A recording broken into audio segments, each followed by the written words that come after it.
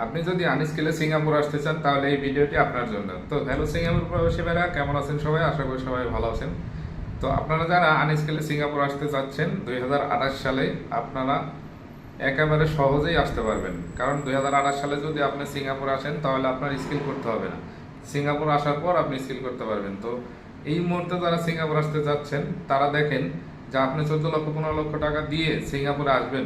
আসার পর কি হবে, আপনাকে 1 বছর ওয়েট করতে হবে স্কিল করার জন্য, এবং সেই 14 লক্ষ টাকা 15 লক্ষ টাকা আপনাকে তুলতে প্রায় 2 বছর লেগে যাবে। তো এই জন্য আপনারা যারা আনস্কিল আসতে যাচ্ছেন তাদেরকে রিকোয়েস্ট করব যে আপনারা 2028 সাল পর্যন্ত অপেক্ষা করেন। তার কারণ হচ্ছে 2028 সালে যদি আপনি সিঙ্গাপুরে আসেন, আপনি একেবারে খুব সহজেই স্কিল করতে পারবেন। কারণ কোম্পানি আপনার জন্য স্কিল বুকিং দিয়ে তারপরে আপনাকে সিঙ্গাপুর আনবে। তো এইটাই ভালো না এই মুহূর্তে 2028 এই মুহূর্তে আসা 15 লক্ষ 14 লক্ষ 15 লক্ষ টাকা দিয়ে এই মুহূর্তে সিঙ্গাপুর আসা ভালো? তো এটা কিন্তু আপনাদের মাথায় অবশ্যই ক্যাচ করতে হবে।